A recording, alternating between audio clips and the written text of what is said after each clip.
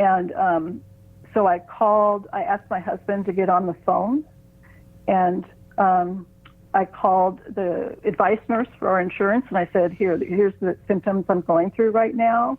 What do you advise? What should I do? And she said, go to the ER or a psychiatrist now.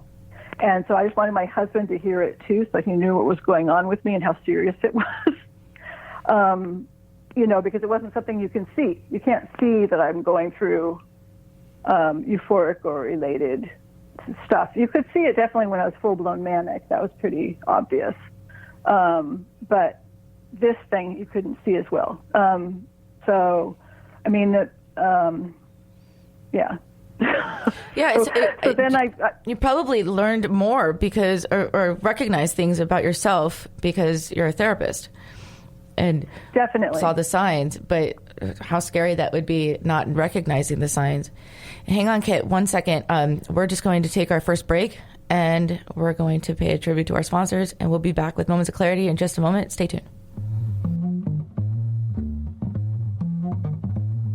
You're listening to Moments of Clarity with Tiffany Werner. We welcome your input at 866-826-1340. Tiffany will be right back after this. This is the Tan Talk Radio Network. BuildingBeyond.me is a community. We try to help animals, including the humans. We fundraise to buy oxygen pumps for babies, water and food for families, from dog food and veterinary surgery, from shoes to food to milk and diapers. BuildingBeyond.me.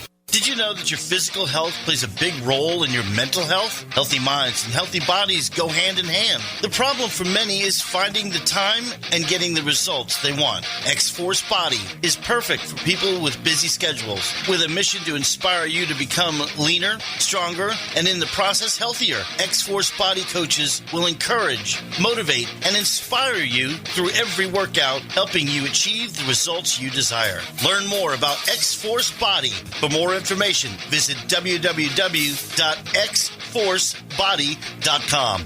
Hi, this is Tiffany Werner, your host of Moments of Clarity. Living with a mental health disorder is not easy. If you or someone you know are struggling with this, please know it's so important to seek treatment, and I'm here to help. Please visit the website at momentsofclaritywithtiffany.com to view blog posts and resources on this site to help educate and inspire you to take action, because there's no shame in seeking help for mental health. While you're there, please take a few seconds to sign up for my email list. You'll get some extremely valuable educational and entertaining content that can be sent right to your inbox each week. Plus, you'll also get instant and free access to my guide on managing your anxiety. You can also follow me on Twitter at MOC with Tiffany and at Facebook at Tiffany Werner. And once again, the website is momentsofclaritywithtiffany.com. Thank you so much for your support and for listening to your show, because change can only come when we stand together as one.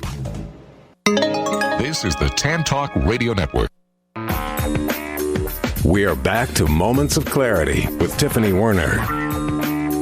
To join in the discussion, call 866-826-1340. Now, here's Tiffany Werner. Hey, welcome back, and you're listening to Moments of Clarity. My name is Tiffany Werner. I am a licensed mental health counselor, and I'm your host. And today we're talking about bipolar disorder, and my guest is a published author. And she was diagnosed decades ago, or at age 39, but should have been diagnosed decades ago is what she's saying. And she wrote a wonderful book. We're going to get to that in a second. But I want to welcome back to Moments of Clarity my guest, Kitt O'Malley. And for callers, if you want to call in, you can call in and join the discussion at 866-826-1340, 866-826-1340. Welcome back, Kitt. Welcome. It's a tongue twister. How are you doing? So we lost our guest, Ed. Anyway, what she's talking about is bipolar, and her book is called The Balancing Act, Writing Through Bipolar Disorder. And I think she's coming back on the line right now. So stay tuned for a second. But she's was a therapist and had to give up her career due to her mental health. And she's been fighting the stigma on mental health ever since. And I have to tell you that there is a huge stigma on mental health where people feel like they have to be over the top with mental health in order to seek help. But it's just with any life problem. Do we have her back on? Not yet. So 866-826-1340. And it takes a lot of courage for someone to go through this. I guess that's her. Do, do, do.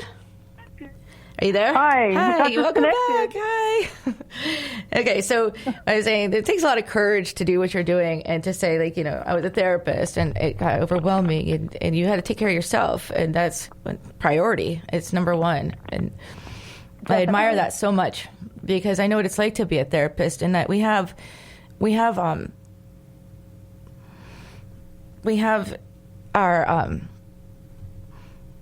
our pride attached to that too. Right. It's humbling to go through something that severe. It is. And actually, when I was diagnosed bipolar, and it was just like the diagnosis, I had internalized stigma because I thought, oh yeah, being a depressed mom, even though I was medicated for it and went to therapy for it, but being a depressed mom I thought was no problem. But then once I became a bipolar mom, or a mom living with bipolar, all of a sudden I thought that my son, even though it's the same, I'm the same person, and it's just like the only thing that's changed is the label. But with that label changing and the medication I was taking changing, I all of a sudden thought that my son would be better off in daycare. I thought because of my own beliefs about bipolar, that it was serious, progressive brain disorder. And it was weird because I was still the same person. There was no difference. I'm just on different meds and the same person. So that's something I had to work through, and accepting my diagnosis and coming to realize that my life has purpose. And that everything in my life has come to that that purpose. Yeah, I mean, living life without feeling that you have a purpose is awful. Yes, and everybody has a purpose. Like it might change at different times in your life, but everybody is here for, I think, either has a purpose or can find a purpose. Do you know what I mean? Mm-hmm. So for me, it took reframing my experience, or like rethinking it as something that I could use to help others. Not just as a therapist, but as somebody who's open about it and challenging stereotypes, because people would see me as being quote unquote somebody who doesn't quote unquote look bipolar, even though nobody who looks bipolar. What does bipolar look like, Kitt? I know, totally. That's the thing. It's invisible. Like, okay. Exactly. It doesn't discriminate. And who would know? But yeah, I mean, who would think a therapist could be bipolar? Right. Well, and right. And and I in any shape, white, totally. Mm-hmm. I sort of tripped all over myself. It's just there, it's not just mental health is not discriminate. It doesn't discriminate. It doesn't.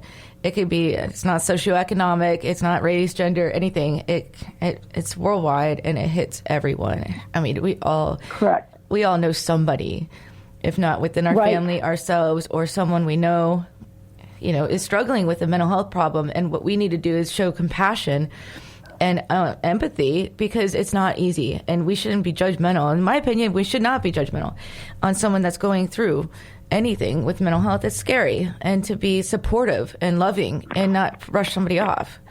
And what you were saying earlier, that you were on your medications and they were having an adverse effect, and you were telling your family and friends that, just watch out because I'm not myself lately because of medication changes. That's probably the healthiest thing you could have done for them, to help them understand that you're just not, trying to be different, or trying to whatever actions you were taking, that it wasn't intentional, that you needed them to be there for you, and it wasn't it was temporary.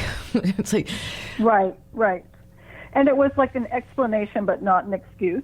If I was quote unquote misbehaving, if I was irritable or blew up at somebody, that might be an explanation, but it's not an excuse. I still had to take responsibility for my behavior. So anyway, that's a big deal for me to understand that there's the difference between taking responsibility. I gave you a bell for that.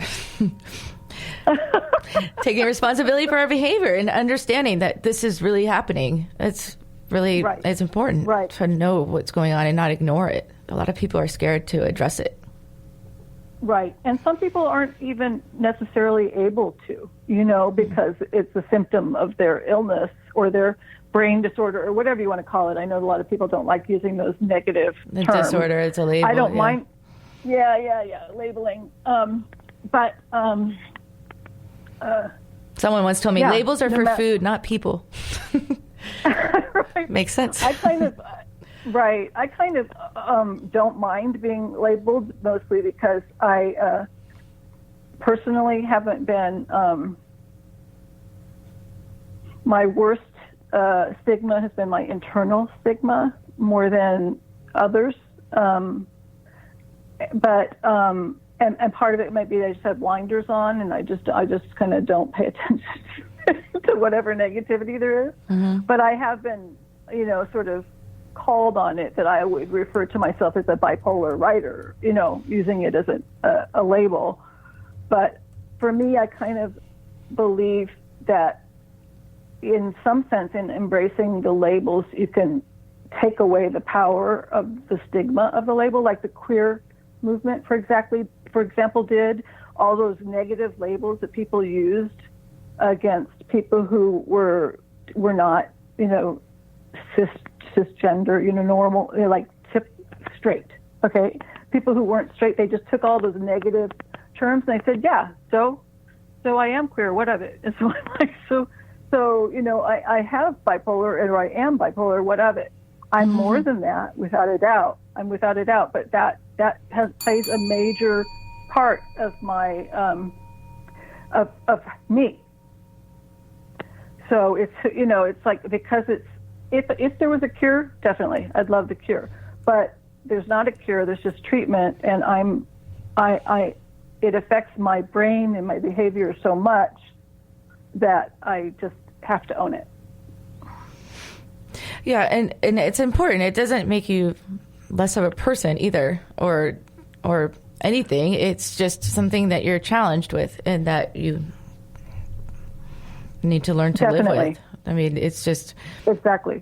I mean, we all have something. And if people don't think they have something, then they have something really bad. That's my opinion. That means you're in a psychopathic... like, something is wrong. Right. We all have mental health stuff, just like we all have a heartbeat. Right. Mental health really is just everything, right? It's taking care of your mind. Mm-hmm. And for me too, your spirit, your soul, your mind, and maybe that's spiritual health. I don't know. But mind, body, spirit. I think that it's all like that. We have to take care of our bodies. We go to a doctor and we get physicals. And it's funny, Kate, that in some job interviews, when we are getting a job and they're like, you have your 401k and we got dental and vision and health insurance. No one ever says you have EAP for mental health counseling sessions if you ever have a problem in your family, or if somebody dies, or if you ever go through something stressful. And it's funny because they don't say that because they think, they don't want to be offensive and say, we have mental health too. But nobody ever says in a job interview, why do you say we have dental? Why is there something wrong with my teeth? Do I look blind? Do I need vision? No, but it's just part of everyone. We all have a brain. We all have a mind. We all think, and we all get distracted. And, then things happen. There's trauma. And, not yesterday was 9/11. How many people were traumatized? We all remember, if you were born after a certain year, you remember where you were that day. It was traumatic. Oh. It was totally, and I even debated. I went through a whole bunch of stuff thinking about posting, and I ended up not posting about 9/11. But it was traumatic for everybody. Mm-hmm. I remember it was both traumatic and unifying. Like, I was in Hawaii at the time on a vacation with my husband, and so we ended up spending all this time, and our son was like a toddler. Spent all this time. Actually, he was really little. we spent tons of time